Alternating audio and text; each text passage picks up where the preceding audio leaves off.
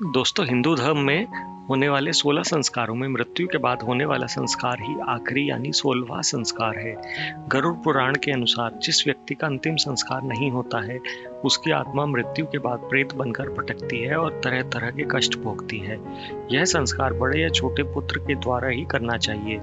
मृतक को स्नान करा के शुद्ध वस्त्र में लपेट अर्थी पर लिटाकर और अर्थी को कंधा देकर शमशान तक पहुंचाना चाहिए।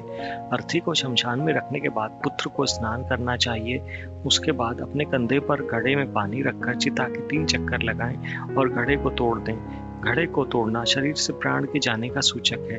उसके बाद पुत्र को चिता के 3 चक्कर लगाकर चिता की लकड़ी पर घी डालते हुए चिता को अग्नि देनी चाहिए। आधी चिता जलने के पश्चात पुत्र को मृतक के सर पर 3 प्रहार कर फोड़ना चाहिए। इस क्रिया को कपाल क्रिया कहा जाता है। इसके पीछे मान्यता है कि पिता ने पुत्र को जन्म देकर जो ब्रह्मचार्य भंग किया था, उसके ऋण से पुत्र ने उन्हें मुक्त कर दिया। उसके बाद सभी लोगों को स्नान करके शुद्ध होकर अपने घर लौट आना चाहिए। जहां मृतक को अंत समय में रखा गया था, वहां उसकी तस्वीर रख दीपक जलाकर शोक मनाना चाहिए। ब्रह्मचर्य के नियम का पालन करना चाहिए। भूमि पर शयन करना चाहिए। सूर्यास्त से पूर्व एक समय भोजन बनाकर करना चाहिए। भोजन नमक रहित और मिट्टी के पात्र या पत्तल में करना चाहिए। पहले प्रेत के निमित्त भोजन घर से बाहर रखकर तब स्वयं भोजन करना चाहिए। किसी को ना तो प्रणाम करें, ना ही आशीर्वाद दें। देवताओं की पूजा ना करें। गरुड़ पुराण के अनुसार अंतिम संस्कार के बाद 13 दिनों तक पिंडदान किया जाना चाहिए। पिंडदान से मृत व्यक्ति को यम मार्ग में यात्रा के लिए अतिवाहिक शरीर की प्राप्ति होती है।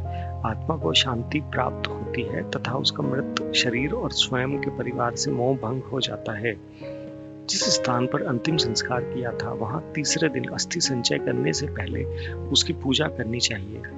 कुछ दिनों तक वहीं खाना बनाया जाए जो मृत आत्मा को पसंद था। प्रेत कल्याण के 10 दिनों तक दक्षिण दिशा की ओर मुंह करके तिल के तेल का अखंड दीपक जलाना चाहिए। मृत्यु के दिन से 10 दिन तक किसी योग्य ब्राह्मण से गरुड़ पुराण सुनना चाहिए। गरुड़ पुराण सूर्य अस्त के पहले हो जाना चाहिए। गरुड़ पुराण को वही करना चाहिए जहां आखिरी बार मृत शरीर को जमीन में रखा गया था।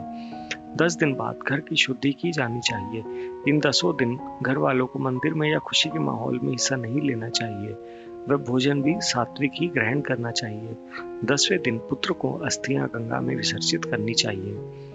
गरुड़ पुराण के अनुसार 13वां दिन 13वीं करनी चाहिए, जिसमें पुत्र के सर पर पगड़ी बांधी जाती है। इससे ये दर्शाया जाता है कि परिवार के मान सम्मान और कल्याण की जिम्मेदारी अब इस पुरुष के कंधों पर है। उसके बाद 1.5 महीने और 6 महीने में सभी परिवार जनों को आपस में बैठकर खाना खाना चाहिए। साल भर बाद मृतक का श्राद्ध, जिसमें कि ब्रह्मभोज कराया जाना चाहिए, ताकि मृतक पितृ बनकर सदैव उस परिवार की रक्षा करते रहें। पूरे साल किसी भी मांगलिक का आयोजन, त्योहार आदि नहीं करने चाहिए, ताकि दिवंगत आत्मा को कोई कष्ट नहीं पहुंचे।